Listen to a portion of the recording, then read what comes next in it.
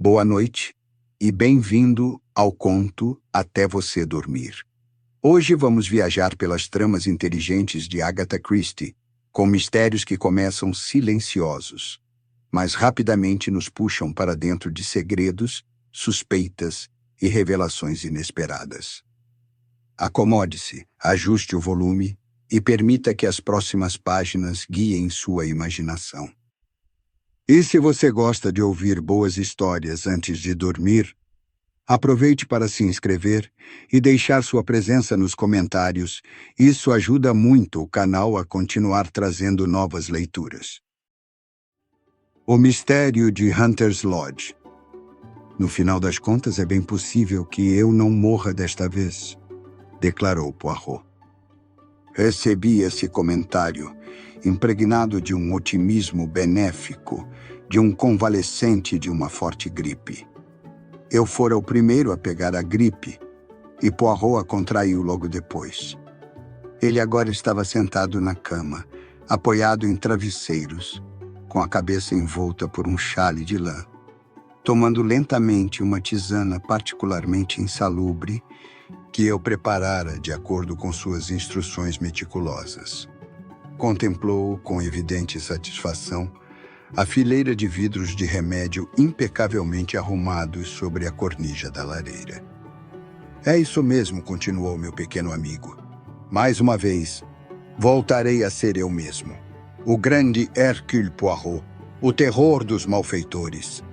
Imagine só, mon ami, que há uma pequena nota a meu respeito no Society Gossip. Isso mesmo. E aqui está. Depressa, criminosos, podem sair às ruas. Hercule Poirot. E acreditem, meninas, ele é de fato um Hércules. Nosso detetive predileto da sociedade não está em condições de agarrá-los. E querem saber por quê? Ora, porque ele próprio foi agarrado por la gripe. Não pude deixar de soltar uma risada. Isso é ótimo para você, Poirot. Está se tornando uma personagem pública. E, felizmente, não perdeu nenhum caso interessante durante esse período. Tem toda a razão. Os poucos casos que fui obrigado a recusar não me causam o menor arrependimento. Nesse momento, Nossa Senhoria enfiou a cabeça pela porta entreaberta e disse: Há um cavalheiro lá embaixo que deseja falar com o Monsieur Poirot ou com o Capitão Hastings. Como ele estava muito nervoso, mas nem por isso deixou de se comportar como um cavalheiro, resolvi trazer seu cartão. Ela me entregou o cartão e eu o li em voz alta. Senhor Roger Havering. Poirot sacudiu a cabeça na direção da estante e obedientemente fui pegar o Quem é Quem. Poirot folheou-o rapidamente. Segundo filho do 5º Barão Windsor. Casado em 1913 com Zoe, 4ª filha de William Crabbe. Murmurei. Imagino que seja a jovem que se apresentava no Frivolity com o nome de Zoe Carisbrooke. Lembro-me de que ela se casou pouco antes da guerra. Não gostaria de descer e ouvir o problema do nosso visitante, Hastings? Apresente-lhe minhas desculpas por não poder recebê-lo pessoalmente. Roger Havering era um homem com cerca de 40 anos, aprumado e vestido com elegância. Mas sua expressão era angustiada, indicando intenso nervosismo. Capitão Hastings, pelo que me disseram, é o sócio de Monsieur Poirot, não? É indispensável que ele me acompanhe hoje mesmo até Derbyshire. Lamento, mas isso é impossível. Poirot está de cama, com uma gripe muito forte. O homem ficou desolado. Oh, Deus! Mas isso é terrível. O assunto sobre o qual deseja consultá-lo é muito grave. Sim, meu tio, o melhor amigo que tive no mundo, foi assassinado. Ontem à noite. Aqui em Londres? Não, em Derbyshire. Eu estava aqui e recebi esta manhã um telegrama de minha esposa. E decidi procurá-los imediatamente para suplicar a Monsieur Poirot que cuide do caso. Tive uma ideia súbita e falei: "Pode esperar um momento?" Havering assentiu e subi correndo a escada. Em poucas palavras, expus a situação a Poirot. E não precisei explicar o resto, pois Poirot comentou: "Estou entendendo, meu amigo. Deseja ir até lá sozinho, não é mesmo? Por que não? A esta altura já deve conhecer bastante bem os meus métodos. Só lhe peço que me informe diariamente de tudo o que acontecer e que siga ao pé da letra as instruções que eu lhe mandar por telegrama." Concordei prontamente com o pedido. Uma hora depois, eu estava sentado diante de Roger Havering, num compartimento de primeira classe de um trem da Midland Railway que se afastava rapidamente de Londres. "Antes de mais nada, Capitão Hastings, quero que saiba que Hunter's Lodge, o lugar em que ocorreu a tragédia, é apenas isso: um refúgio para a caça no coração das charnecas de Derbyshire. Nossa verdadeira casa fica perto de Newmarket, e geralmente alugamos um apartamento em Londres durante a estação. Hunter's Lodge fica aos cuidados de uma governanta, que normalmente faz tudo o que precisamos, nos fins de semana ocasionais que lá passamos. Durante a temporada de caça, quando permanecemos por mais tempo em Hunter's Lodge, sempre levamos alguns dos nossos criados de Newmarket. Meu tio, Harrington Pace, como talvez já saiba, minha mãe era uma passe de Nova York, mora conosco há 3 anos. Ele nunca se deu muito bem com meu pai, nem com meu irmão mais velho. E como sou também uma espécie de filho pródigo, creio que isso contribuiu para aumentar a afeição dele em relação a mim, em vez de diminuí-la. Mas como sou um homem pobre, e meu tio era um homem rico, em outras palavras, era ele que pagava as despesas. Embora meu tio fosse um homem exigente e difícil em muitas coisas, nós 3 vivíamos harmoniosamente. Há 2 dias, um pouco cansado de nossas festas em Londres, ele sugeriu que fôssemos passar uns poucos dias em Derbyshire. Minha esposa telegrafou para a senhora Middleton, a governanta, avisando que seguiríamos na mesma tarde.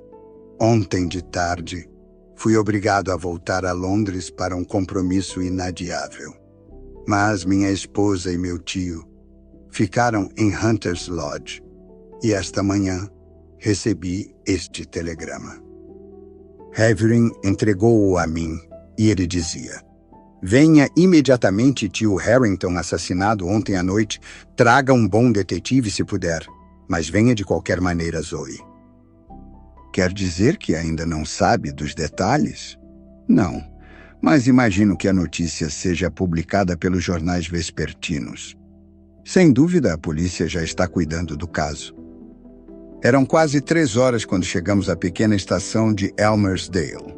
Uma viagem de 8 quilômetros levou-nos a uma pequena casa de pedras cinzentas no meio das charnecas.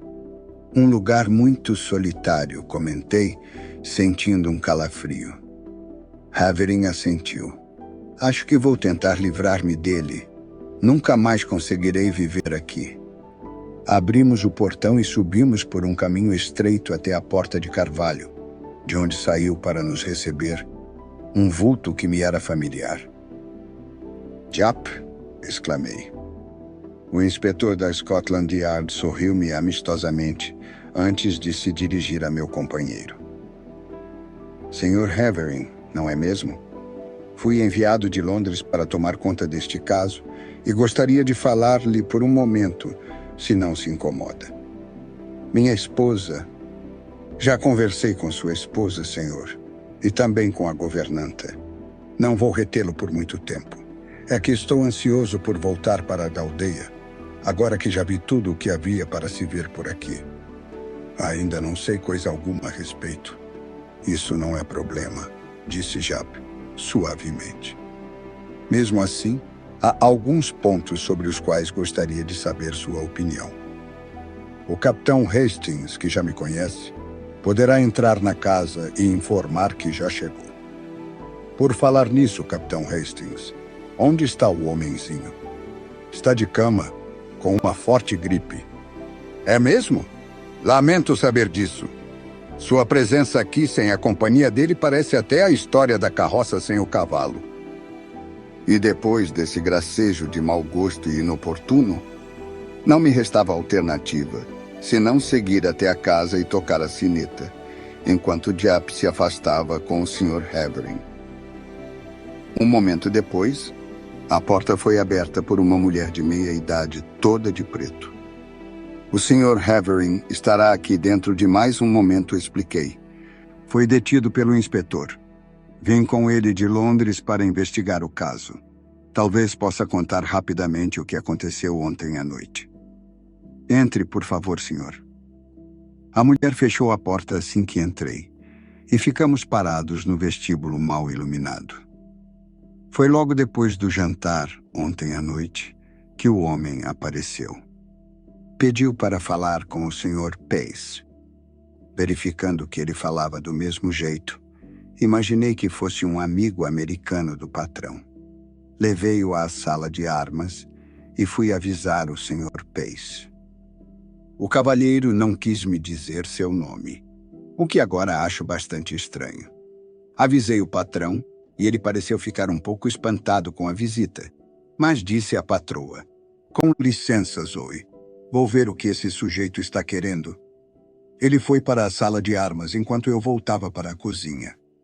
Pouco depois, ouvi gritos, como se eles estivessem discutindo. Vim para o vestíbulo. Na mesma hora, a patroa veio também. E foi então que ouvimos um tiro, e depois um silêncio terrível. Corremos as duas para a sala de armas, mas a porta estava trancada e tivemos que dar a volta até a janela. Estava aberta e pudemos avistar o Sr. Pace lá dentro, ferido a bala e sangrando. Muito. O que aconteceu com o tal homem? Deve ter saído pela janela antes de nossa chegada, senhor. E o que aconteceu em seguida? A Sra. Havering mandou-me chamar a polícia. É uma caminhada de 8 quilômetros. Eles voltaram comigo e o inspetor passou a noite inteira aqui. E esta manhã chegou esse outro inspetor de Londres. Como era o homem que pediu para falar com o Sr. Pace? A governanta pensou um momento antes de responder. Tinha barba preta, senhor. Era um homem de meia idade. Usava um sobretudo leve. Além do fato de ele falar como um americano, não notei muita coisa mais. Está certo. Será que posso falar com a Sra. Havering? Ela está lá em cima. Quer que eu vá avisá-la? Por gentileza. Diga que o Sr. Havering está lá fora com o inspetor Japp e que o cavalheiro que veio junto com ele de Londres deseja lhe falar o mais depressa possível. Está certo, senhor. Eu estava ansioso e impaciente por saber logo de todos os fatos. Japp tinha 2 ou 3 horas de dianteira, e a ansiedade dele em ir embora dali levava-me a querer sair em seu encalço. A Sra. Havering não me deixou esperando muito tempo. Poucos minutos depois, ouvi passos leves descendo a escada. Levantei a cabeça e avistei uma jovem muito bonita vindo em minha direção. Usava uma blusa vermelha que acentuava ainda mais seu corpo esguio e infantil.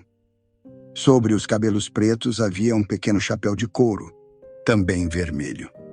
Nem mesmo a tragédia recente pudera reduzir a vitalidade de sua personalidade.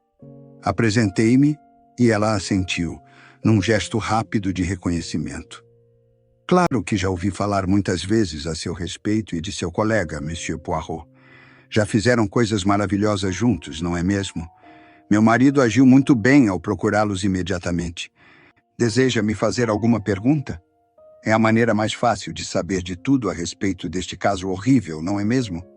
Obrigado, Sra. Havering. E agora, poderia me dizer a que horas o tal homem apareceu?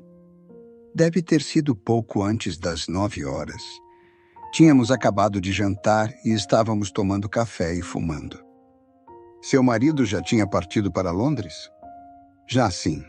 Pegou o trem das 6h15. Ele foi de carro ou a pé até a estação? Nosso carro não está aqui. Veio um da garagem de Elmersdale para levá-lo a tempo de pegar o trem. O Sr. Pace estava se comportando da maneira habitual? Estava absolutamente normal sob todos os aspectos. Poderia descrever-me o visitante? Infelizmente, não. Não cheguei a vê-lo. A Sra. Middleton levou-o diretamente para a sala de armas e depois veio avisar meu tio. O que disse seu tio? Ele pareceu ficar um pouco aborrecido, mas foi imediatamente falar com o visitante. 5 minutos depois, ouvi o barulho de vozes alteradas. Saí para o vestíbulo quase esbarrando na Sra. Middleton. Foi nesse momento que ouvimos o tiro. A porta da sala de armas estava trancada por dentro e tivemos que sair e dar a volta pela casa até a janela. É claro que isso levou algum tempo e o assassino pôde escapar. Meu pobre tio fez uma breve pausa, visivelmente perturbada, antes de acrescentar. Tinha levado um tiro na cabeça.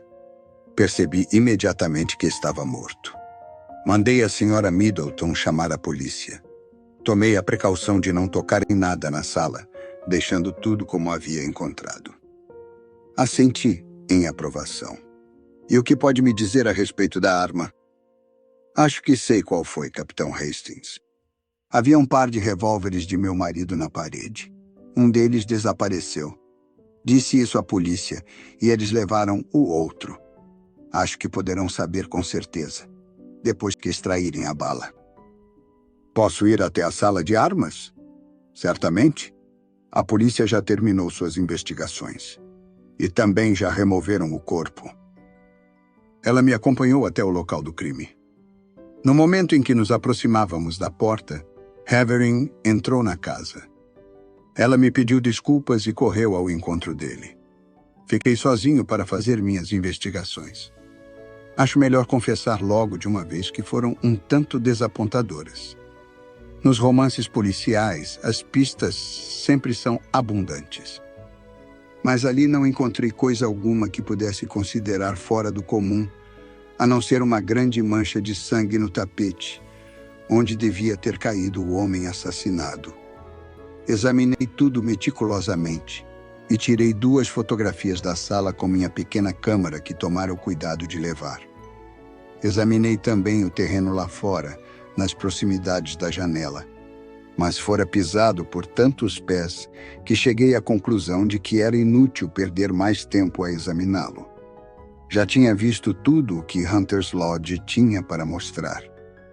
Estava na hora de voltar para Elmersdale e entrar em contato com Japp. Assim, despedi-me dos Haverings e voltei no mesmo carro que nos trouxera da estação. Encontrei Japp no Matlock Arms e ele me levou imediatamente para ver o corpo. Harrington Pace era um homem baixo e magro, de barba raspada e aparência tipicamente americana. Levaram um tiro na nuca, disparado quase a queima-roupa. Japp comentou. Ele se virou por um momento, e o outro sujeito pegou rapidamente o revólver e alvejou-o. O revólver que a Sra. Havering nos indicou estava carregado, e suponho que o mesmo acontecia com o outro. Curioso o que as pessoas tolas costumam fazer. Como se pode deixar 2 revólveres carregados na parede? Ao sairmos da câmara mortuária, perguntei a Japp, o que acha do caso? Meu primeiro suspeito foi Havering. Japp fez uma breve pausa. Notando minha expressão de espanto, logo acrescentou. Isso mesmo. Havering tem alguns incidentes escusos em seu passado. Quando estava em Oxford, houve um caso meio confuso. Parece que ele assinou um cheque do próprio pai. É claro que o caso foi abafado. E não podemos esquecer que no momento ele está bastante endividado. Diga-se de passagem, são dívidas que o tio provavelmente não ia gostar de saldar. Ao mesmo tempo, sabemos que o testamento do tio é a favor dele. Por tudo isso, suspeitei dele e quis falar-lhe antes que se encontrasse com a esposa. Mas a história que me contou se ajusta perfeitamente ao que eu já sabia. Estive na estação e parece não haver a menor dúvida de que ele realmente embarcou no trem das 6h15. Assim, deve ter chegado a Londres por volta das 10h30 da noite. Ele disse que foi diretamente para o seu clube. Se isso for confirmado, não haveria a menor possibilidade de ele estar aqui às 9 horas, para, disfarçado com uma barba preta, matar o tio. Eu estava mesmo querendo falar a respeito disso. O que acha dessa barba preta? Japp piscou meu olho. Acho que cresceu muito depressa nos 8 quilômetros entre Elmersdale e Hunter's Lodge. Quase todos os americanos que tenho conhecido costumam raspar o rosto. É isso mesmo. Acho que teremos de procurar o assassino entre os americanos ligados ao Sr. Pace. Interroguei a governanta primeiro e depois a Sra. Havering. Os depoimentos das duas se coadunam. Só lamento que a Sra. Havering não tenha visto o homem. É uma mulher inteligente e poderia ter percebido alguma coisa que nos desse uma pista. Escrevi um relato longo e meticuloso para Poirot. E pude acrescentar mais algumas informações adicionais antes de despachar a carta. A bala foi extraída e verificou-se que havia sido disparada por um revólver idêntico ao que a polícia apreendera em Hunter's Lodge.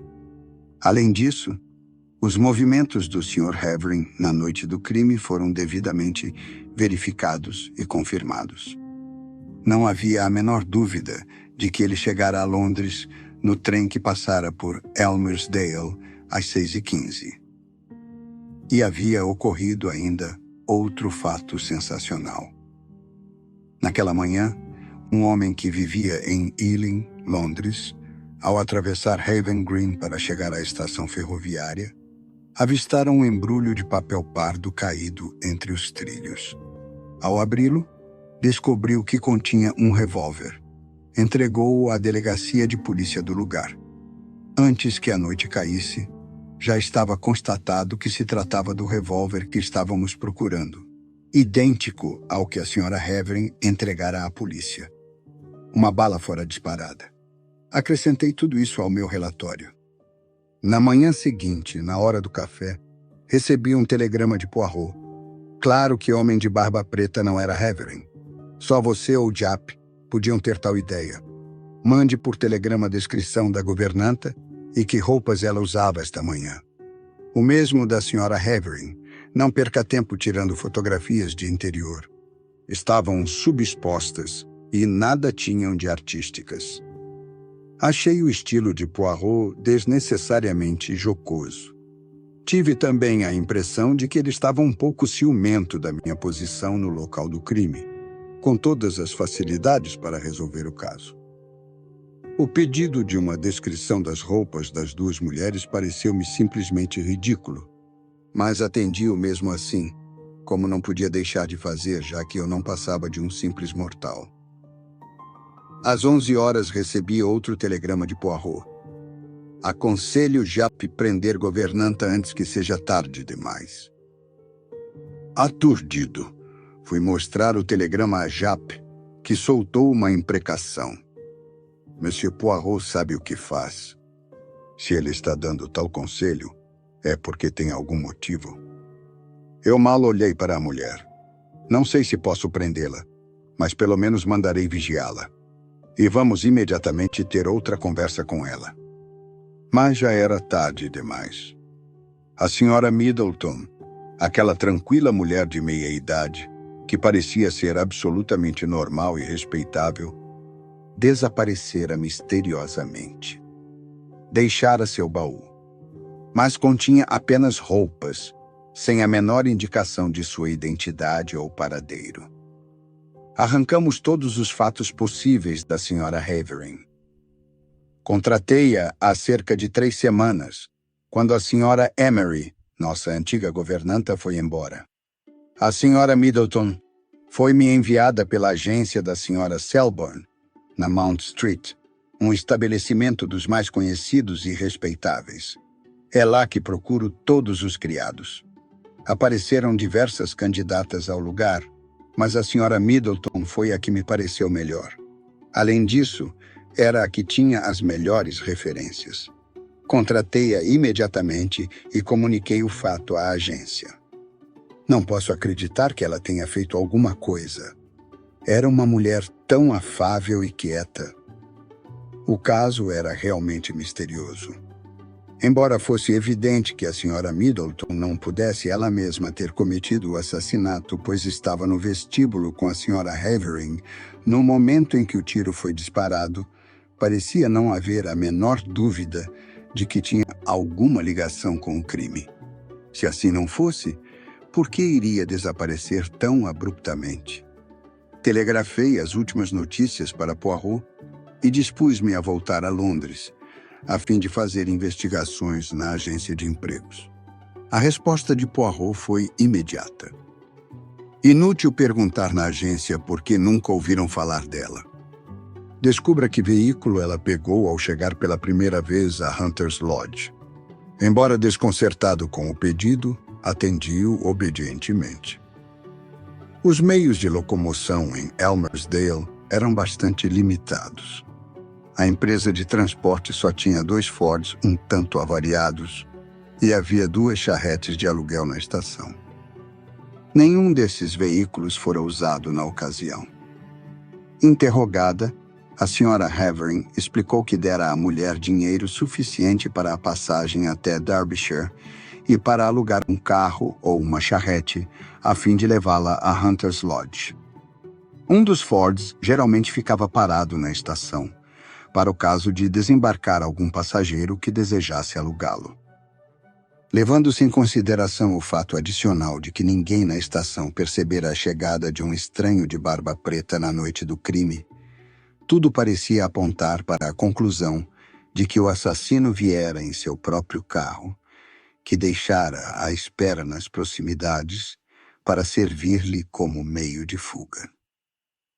Provavelmente fora esse mesmo carro que levara a misteriosa governanta a seu novo emprego.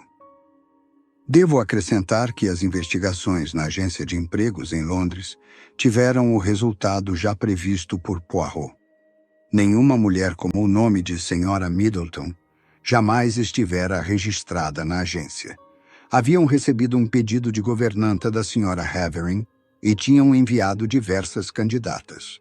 Quando ela mandou o pagamento pelos serviços prestados, esqueceu de mencionar qual das mulheres escolhera para o lugar. Um tanto desolado, voltei para Londres. Encontrei Poirot sentado numa poltrona, diante da lareira, metido num chambre de cores berrantes. Ele me saudou com o maior afeto. Mon ami Hastings, como estou contente em vê-lo. Sabia que sinto a maior afeição por você. E então, divertiu-se muito? Andou correndo de um lado para outro com o nosso bom Japp? Interrogou e investigou até ficar plenamente satisfeito? O caso é um tremendo mistério, Poirot. Nunca será resolvido. É verdade que provavelmente não nos cobriremos de glória neste caso. Tem toda a razão, Poirot. É um osso duro de roer. Para dizer a verdade, meu amigo, sou muito bom nessas coisas. Sempre consigo chegar ao tutano. Mas não é isso que está me embaraçando. Sei perfeitamente quem matou o Sr. Harrington Pace. Sabe? E como descobriu? Suas respostas esclarecedoras a meus telegramas revelaram-me a verdade. Vamos examinar os fatos metodicamente e em ordem, Hastings. O Sr. Harrington era um homem consideravelmente rico. Não resta a menor dúvida de que, com sua morte, toda a fortuna ficará para o sobrinho. Esse é o ponto número 1. Sabe-se que o sobrinho está precisando desesperadamente de dinheiro. Eis o ponto número 2. Sabe-se também que o sobrinho é, podemos dizer, um homem de fibra moral um tanto frouxa, não? Mas sabemos que Roger Havering seguiu diretamente para Londres. Isso já foi confirmado. Precisamente. O Sr. Havering deixou Elmersdale às 6h15. Como o Sr. Pace não poderia ter sido morto antes da partida dele, pois nesse caso o médico, ao examinar o corpo, teria verificado que a hora do crime fora indicada erroneamente, chegamos à conclusão absolutamente certa de que o Sr. Havering não atirou no tio. Mas ainda resta a Sra. Havering Hastings. Mas isso é impossível. A governanta estava junto dela quando o crime foi cometido. Ah, sim, a governanta. Mas ela desapareceu, não é mesmo? Tenho certeza de que acabará sendo encontrada, mais cedo ou mais tarde. Não creio. Não acha que há algo bastante misterioso nessa governanta, Hastings? Percebi isso imediatamente. Imagino que ela tivesse um papel a desempenhar, tendo escapado em seguida, no momento preciso. E qual foi o papel dela? Presumivelmente abrir a porta para seu cúmplice, o homem de barba preta. Oh, não. Não foi esse o papel mais importante dela. Foi justamente o que você acabou de mencionar. Ou seja, proporcionar um álibi para a Sra. Havering no momento em que o tiro foi disparado. E ninguém jamais a encontrará, mon ami, simplesmente porque ela não existe. Não há tal pessoa, como disse o seu grande Shakespeare. Foi Dickens quem escreveu isso, murmurei, incapaz de reter um sorriso. Mas o que está querendo insinuar, Poirot? Zoe Havering era uma atriz antes de se casar. Você e Japp viram a governanta apenas num vestíbulo mal iluminado. Uma mulher aparentemente de meia-idade, vestida de preto, de voz contida. Nenhum dos dois, nem mesmo a polícia local, viu a Sra. Middleton e a patroa juntas, em nenhuma ocasião. Foi uma brincadeira de criança para aquela mulher esperta e audaciosa.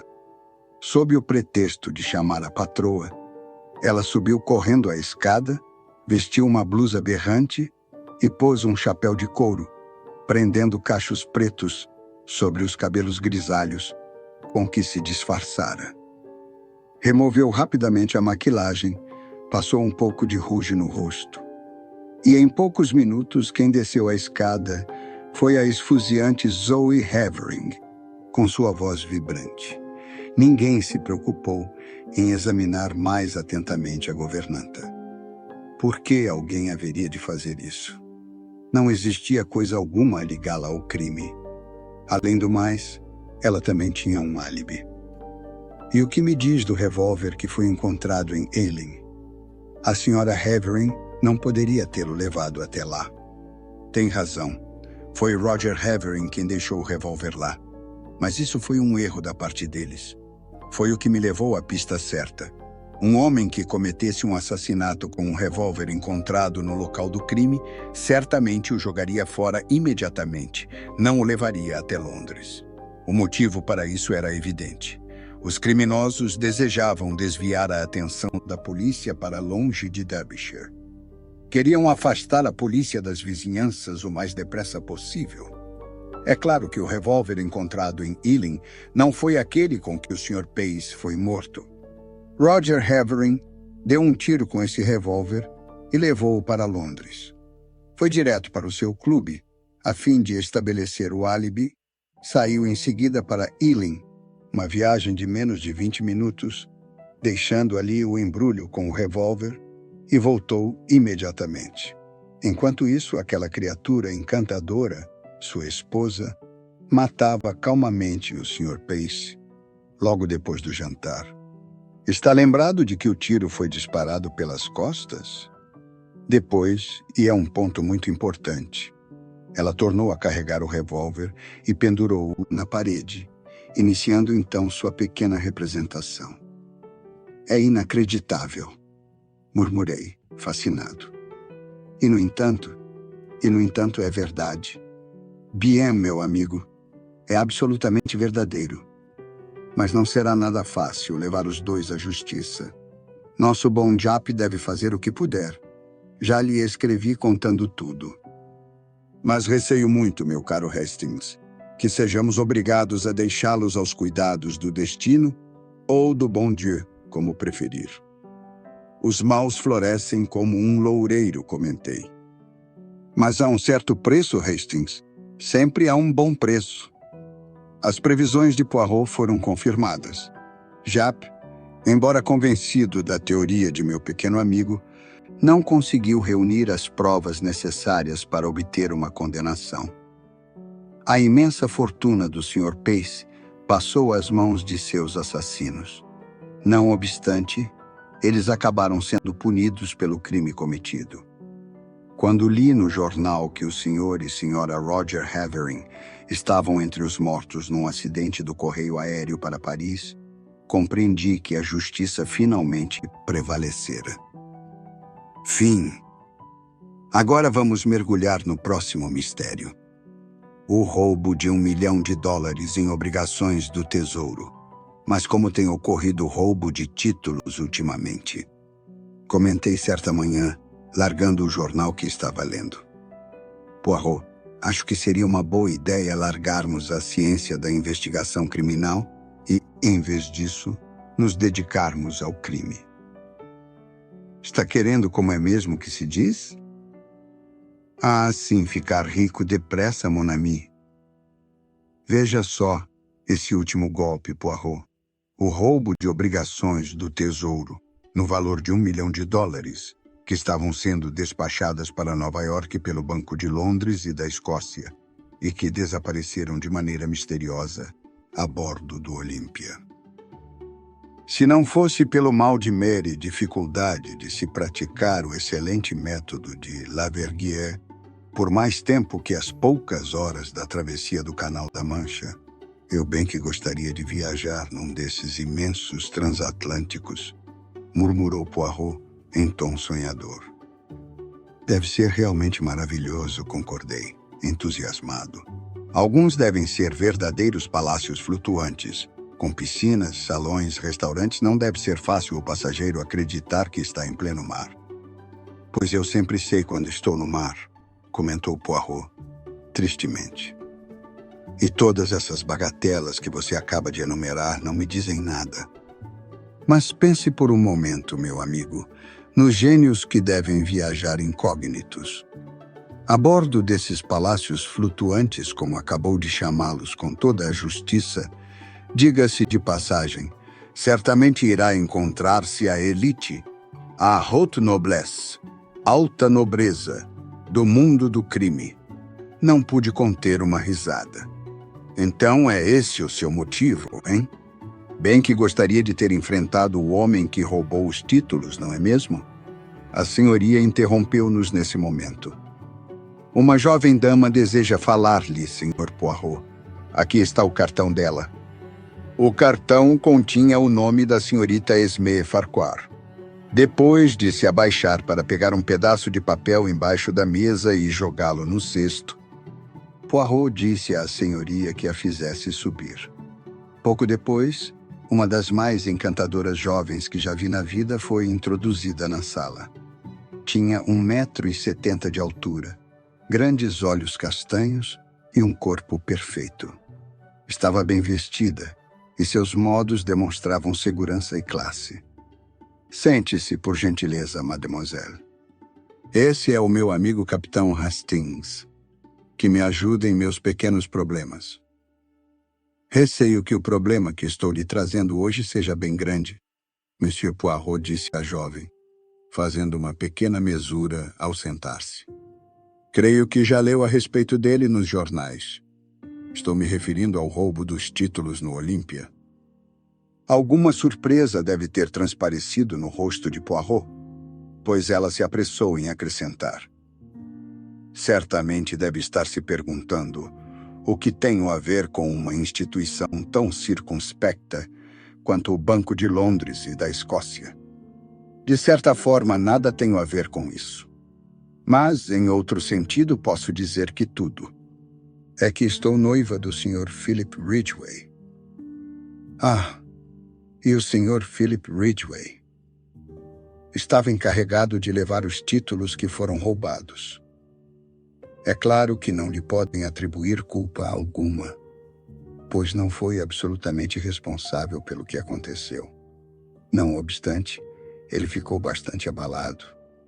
E seu tio insiste em dizer que ele deve ter mencionado a alguém, negligentemente, que estava de posse dos títulos. Quem é o tio dele? O senhor Vavasseur, gerente-geral do Banco de Londres e da Escócia. Pode fazer a gentileza de me relatar toda a história, senhora Farquhar? Pois não. Como foi noticiado pelos jornais, o banco estava querendo ampliar seus créditos nos Estados Unidos. Para isso, decidiu enviar para lá $1 milhão em obrigações do Tesouro. Para realizar a missão, o Sr. Vavasseur escolheu o sobrinho, que ocupava uma posição de confiança no banco há muitos anos e estava a par de todos os negócios da organização em Nova York. O Olympia zarpou de Liverpool no dia 23. Os títulos foram entregues a Philip na manhã desse dia pelos senhores Vavasseur e Shaw, que são os gerentes gerais conjuntos do Banco de Londres e da Escócia. Foram devidamente contados, arrumados e colocados num pacote lacrado, na presença de Philip. Em seguida, ele pôs o pacote dentro de sua valise. Uma valise de fechadura comum? Não. O Sr. Shaw insistiu em que a Hubs adaptasse uma fechadura especial à valise. Como eu disse, Philip guardou o pacote dentro dela. O roubo ocorreu algumas horas antes da chegada a Nova York. Realizou-se uma busca meticulosa por todo o navio, sem qualquer resultado. Os títulos parecem ter literalmente desaparecido em pleno ar. Poirot franziu o rosto. Mas acontece que não desapareceram, pois imagino que começaram a ser vendidos, em pequenas quantidades, depois que o Olympia atracou. Agora, no entanto, a próxima providência é um encontro meu com o Sr. Ridgway. Eu ia sugerir que fossem almoçar comigo no Cheshire Cheese. Philip está me esperando lá e ainda não sabe que decidi consultá-lo por conta dele. Concordamos prontamente com a sugestão e seguimos de táxi para o restaurante. O Sr. Philip Ridgway já estava esperando e ficou um tanto surpreso ao ver a noiva chegar em companhia de dois estranhos. Era um rapaz simpático, alto e elegante, e seus cabelos começavam a ficar grisalhos nas têmporas, embora ele não devesse ter mais de 30 anos. A senhora Farquhar pôs a mão no braço dele e disse: "Espero que me perdoe por ter agido sem consultá-lo, Philip. Deixe-me apresentar-lhe Monsieur Poirot, de quem já deve ter ouvido falar muitas vezes, e seu amigo, o Capitão Hastings." Ridgway ficou atônito e disse, enquanto nos apertávamos as mãos: "É claro que já ouvi falar muito a seu respeito, Monsieur Poirot, mas não tinha a menor ideia de que Esme estivesse pensando em consultá-lo a respeito do nosso problema. Tive receio de que não me permitisse fazê-lo se eu lhe dissesse." Philip disse à senhorita Farquhar, gentilmente. "Preferiu então não correr nenhum risco", comentou ele com um sorriso. "Espero que Monsieur Poirot possa lançar alguma luz sobre esse enigma extraordinário, pois confesso francamente que estou quase louco de tanta preocupação e ansiedade." E, realmente, seu rosto estava vincado e sua expressão era angustiada, indicando claramente a tensão em que estava vivendo. "Pois vamos almoçar", sugeriu Poirot. "E durante o almoço, poremos nossas cabeças a trabalhar juntas, para vermos o que se pode fazer. Gostaria de ouvir toda a história diretamente do Sr. Ridgway." Enquanto comíamos o excelente bife do restaurante, Philip Ridgway relatou todas as circunstâncias que culminaram com o desaparecimento dos títulos. A história dele concordava sob todos os aspectos com a que a senhorita Farquhar já nos contara. Assim que ele acabou de falar, Poirot assumiu o comando da situação com uma pergunta: "O que exatamente o levou a descobrir que os títulos haviam sido roubados, Sr. Ridgway?" Ele riu amargamente. "A coisa saltava aos olhos, Monsieur Poirot. Eu não poderia deixar de perceber. Apenas metade da valise estava debaixo do beliche, toda arranhada e cortada no ponto em que haviam tentado arrombar a fechadura. Mas não tinha sido aberta com uma chave? Exatamente. Tentaram arrombá-la, mas não conseguiram. Ao final, devem ter conseguido encontrar um meio qualquer de abri-la. Estranho, murmurou Poirot, e seus olhos brilharam com aquela tonalidade esverdeada que eu conhecia tão bem. Muito estranho. Desperdiçam tanto tempo tentando arrombar a fechadura e depois sapriste. Descobrem que estavam com a chave desde o início, embora cada fechadura da Hubs seja única. É justamente por isso que eles não poderiam ter a chave. Nunca a larguei em momento algum, de dia ou de noite. Tem certeza absoluta? Posso até jurar. Além do mais, se eles tivessem a chave ou uma duplicata, por que iriam perder tempo tentando arrombar uma fechadura obviamente inviolável? Ah, eis justamente a pergunta que temos de nos fazer. Arrisco-me a profetizar que a solução para o mistério, se é que a encontraremos, dependerá da explicação desse fato estranho. Peço que não fique zangado comigo por mais uma pergunta que não posso deixar de lhe fazer. Está absolutamente certo de que não deixou a valise destrancada. Philip Ridgway limitou-se a olhar fixamente para Poirot, que fez um gesto de desculpas. Ah, mas posso lhe assegurar que essas coisas podem perfeitamente acontecer. Está certo, os títulos foram roubados da valise. O que o ladrão fez com eles? Como conseguiu levá-los para a terra? Mas é esse o problema, gritou Philip. Como? As autoridades alfandegárias foram avisadas e todas as pessoas que deixaram o navio foram meticulosamente revistadas. E imagino que os títulos constituíssem um pacote volumoso, não é mesmo? Exatamente. Dificilmente poderiam ser escondidos a bordo.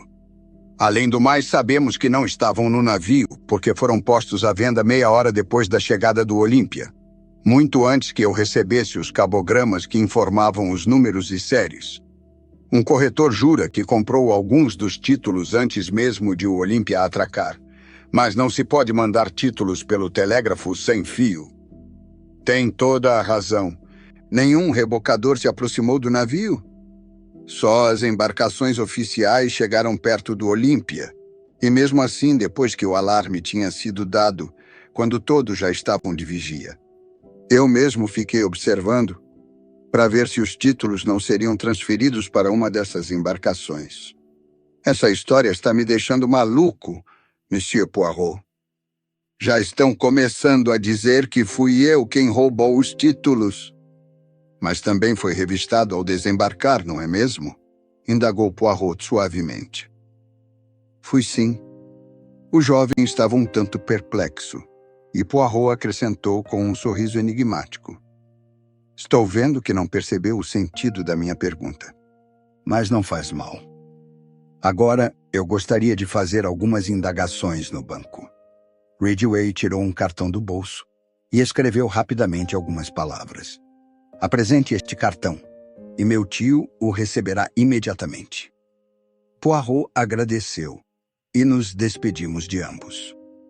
Seguimos diretamente para a Threadneedle Street, onde ficava a matriz do Banco de Londres e da Escócia.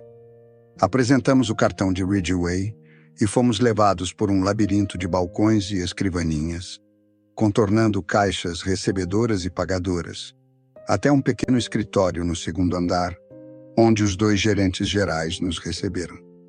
Eram 2 cavalheiros sisudos, que tinham ficado de cabelos brancos a serviço do banco. O Sr. Vavasseur usava uma barba branca aparada e o Sr. Shaw tinha o rosto raspado. Pelo que sei, são investigadores particulares, não é mesmo? Disse o Sr. Vavasseur. Está certo. É claro que já entregamos o caso aos cuidados da Scotland Yard. O inspetor McNeill é que está encarregado das investigações. Segundo ouvi dizer, trata-se de um policial muito competente. Não tenho a menor dúvida quanto a isso, disse Poirot, polidamente. Mas permite que eu lhes faça algumas perguntas por conta de seu sobrinho? Obrigado. Poderiam informar-me quem encomendou a fechadura especial na Hubs? Fui eu que a encomendei, pessoalmente, informou o Sr. Shaw. Não poderia confiar num funcionário em assunto de tamanha importância. Quanto às chaves, o Sr. Ridgway ficou com uma, e as outras duas ficaram, uma comigo e a outra com o meu colega. E nenhum funcionário teve acesso a essas chaves. O Sr. Shaw virou-se para o Sr. Vavasseur com uma expressão inquisitiva. Creio que posso garantir que as chaves permaneceram no cofre onde as colocamos no dia 23, declarou o Sr. Vavasseur. Infelizmente, meu colega ficou doente há cerca de 15 dias. Para ser mais exato, ele caiu doente no mesmo dia em que Philip partiu. Acaba de se recuperar. Bronquite aguda não é brincadeira na minha idade, disse o Sr. Shaw, tristemente. Minha ausência acarretou uma sobrecarga de trabalho para o Sr. Vavasseur, especialmente depois que ocorreu essa catástrofe inesperada. Poirot fez mais algumas perguntas. Tive a impressão de que estava querendo avaliar o grau de intimidade entre tio e sobrinho. As respostas do Sr. Vavasseur foram breves e escrupulosas. O sobrinho era um funcionário de confiança do banco. Não tinha dívidas nem dificuldades financeiras, ao que ele soubesse. Já realizara antes missões similares. Finalmente despedimo-nos. Ao chegarmos à rua, Poirot comentou: "Estou desapontado. Esperava descobrir mais alguma coisa. São dois velhos difíceis de tratar, talvez um tanto obtusos." "Não é isso o que me desaponta, mon ami. Não estava esperando encontrar num gerente de banco um financista astucioso com um olho de águia, como costumam dizer as suas obras de ficção prediletas. Estou desapontado com o caso. É fácil demais. Fácil. Exatamente. Não o achou infantilmente simples? Está querendo dizer que já sabe quem roubou os títulos? Claro que sei. Mas então devemos por quê? Não fique tão confuso e aturdido, Hastings. Não vamos fazer coisa alguma por enquanto. Mas por quê? O que estamos esperando? Pela volta do Olímpia. Deve voltar de Nova York na próxima terça-feira. Mas se sabe quem roubou os títulos, por que esperar? O homem pode fugir. Para uma ilha dos mares do sul, que não tenha nenhum tratado de extradição? Não, meu amigo. O ladrão descobriria que a vida por lá não é nada agradável. Quanto ao motivo para a espera, bien, para a inteligência de Hercule Poirot, o caso está perfeitamente esclarecido. Mas em benefício dos outros que não foram tão bem dotados pelo bon Dieu, como é o caso, por exemplo, do inspetor McNeil, será necessário efetuar algumas indagações adicionais. É preciso sempre ter alguma consideração com aqueles que são menos dotados. Santo Deus, Poirot! Sabe que eu daria um bom dinheiro para vê-lo bancar o idiota arrematado, por uma vez que fosse? Nunca vi ninguém tão abominavelmente presunçoso. Não fique tão furioso, Hastings. Já observei que há algumas ocasiões em que você quase me detesta. Ai de mim. Tenho que sofrer os inconvenientes resultantes da grandeza. O homenzinho estufou o peito e suspirou, tão comicamente que não pude deixar de rir. Seguimos na terça-feira para Liverpool, num compartimento de primeira classe do trem. Poirot se recusara obstinadamente a contar-me tudo a respeito de suas suspeitas ou certezas. Limitou-se a manifestar sua surpresa por eu não estar igualmente au fait da situação. Recusei-me a argumentar, escondendo minha curiosidade por detrás de uma indiferença simulada. Chegando ao cais onde estava atracado o imenso transatlântico, Poirot tornou-se imediatamente ativo e alerta. Nosso trabalho consistiu em interrogar 4 camaroteiros, indagando por um amigo de Poirot que partira para Nova York no dia 23. É um cavalheiro já idoso que usa óculos. Está quase inválido e praticamente não deve ter saído do camarote. A descrição parecia ajustar-se à do Sr. Ventnor, que ficara no camarote C-24, ao lado daquele que Philip Ridgway ocupara. Embora incapaz de perceber como Poirot descobrira a existência e a aparência do Sr. Ventnor, fiquei bastante excitado. Esse cavalheiro foi um dos primeiros a desembarcar quando o navio chegou a Nova York? Perguntei ao camaroteiro. O homem sacudiu a cabeça. Não, senhor. Ao contrário, foi um dos últimos a deixar o navio. Fiquei desolado, mas percebi que Poirot estava sorrindo. Ele agradeceu ao camaroteiro, uma nota trocou de mãos e fomos embora. Está tudo muito bem, mas a última resposta deve ter liquidado com sua teoria, por mais que se esforce em sorrir. Poirot, como sempre, Hastings, não consegue perceber coisa alguma. A última resposta, ao contrário, foi o coroamento da minha teoria. Levantei os braços num gesto de desespero e exclamei: desisto! No trem de volta para Londres, Poirot passou alguns minutos escrevendo rapidamente. Depois colocou a carta num envelope e fechou-o. Isto é para o bom inspetor McNeil. Vamos deixá-lo na Scotland Yard, de passagem. E iremos direto para o Rendezvous Restaurant, onde marquei encontro com a senhorita Esme Farquhar, a quem pedi que nos desse a honra de jantar em nossa companhia. E o que me diz de Ridgway? O que há com ele? Perguntou Poirot, com os olhos faiscando.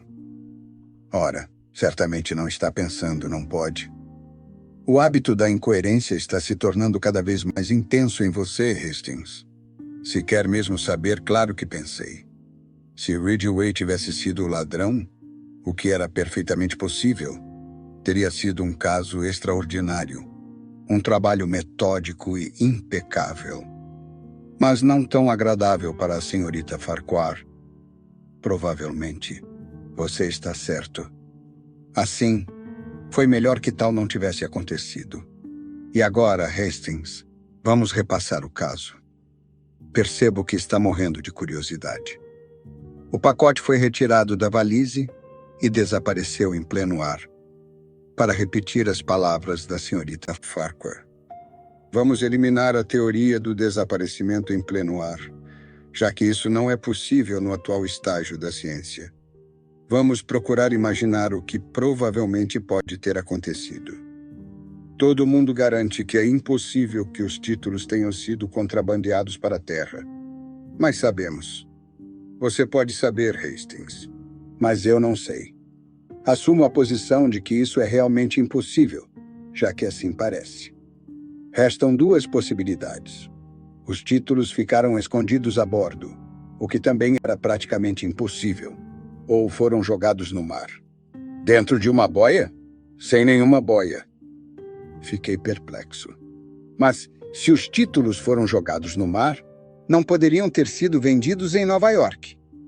Admiro sua mente lógica, Hastings. Os títulos foram vendidos em Nova York. Portanto, não foram jogados no mar. Está percebendo aonde isso nos leva? Aonde estávamos quando começamos? Jamais, Delavi. Se o pacote foi lançado ao mar e os títulos foram vendidos em Nova York, então o referido pacote não poderia contê-los. Há alguma prova de que os títulos estivessem dentro dele? Lembre-se, o Sr. Ridgway jamais o abriu, desde que lhe foi entregue em Londres. Sim, mas, neste caso, Poirot gesticulou, impaciente. Permita-me continuar, Hastings. Os títulos foram vistos pela última vez no escritório do Banco de Londres e da Escócia, na manhã do dia 23. Reapareceram em Nova York, meia hora depois que o Olympia atracou.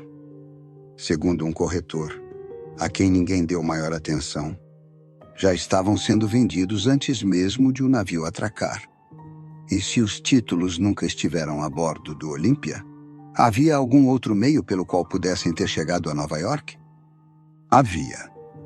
O Gigantic partiu de Southampton no mesmo dia em que o Olympia zarpou. É o navio que detém o recorde da travessia do Atlântico. Levados pelo Gigantic, os títulos teriam chegado a Nova York um dia antes do Olímpia. Tudo está bem claro e o caso começa a ficar esclarecido. O pacote lacrado que Philip Ridgway levava era falso. O momento da substituição só pode ter ocorrido no escritório do banco.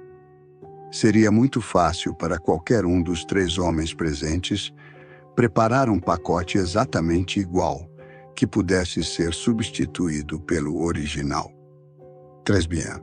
Os títulos são despachados para um cúmplice em Nova York, com instruções para que sejam vendidos assim que o Olímpia atraque.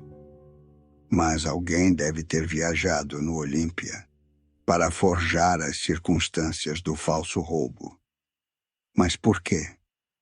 Porque se Ridgway simplesmente abrisse o pacote e descobrisse que era falso, as suspeitas imediatamente recairiam em alguém em Londres.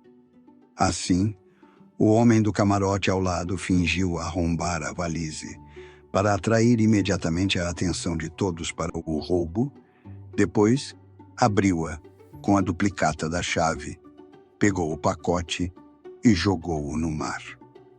E foi um dos últimos a desembarcar. Evidentemente, usava óculos para esconder os olhos. E bancava o inválido. Já não queria correr o risco de se encontrar com Ridgway.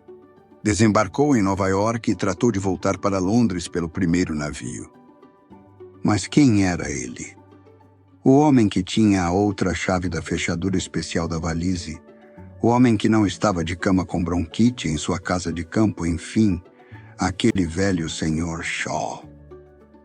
Algumas vezes, meu amigo, vamos encontrar criminosos também nos altos escalões. Ah, chegamos. Já resolvi tudo, mademoiselle. Permite?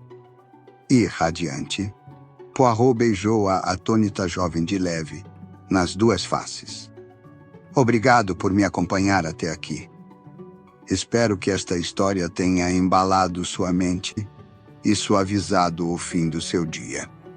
Se você quiser apoiar o canal, basta se inscrever, deixar um like ou contar nos comentários o que achou deste mistério. Sua interação faz toda a diferença. Desejo uma noite tranquila e até o próximo conto, até você dormir.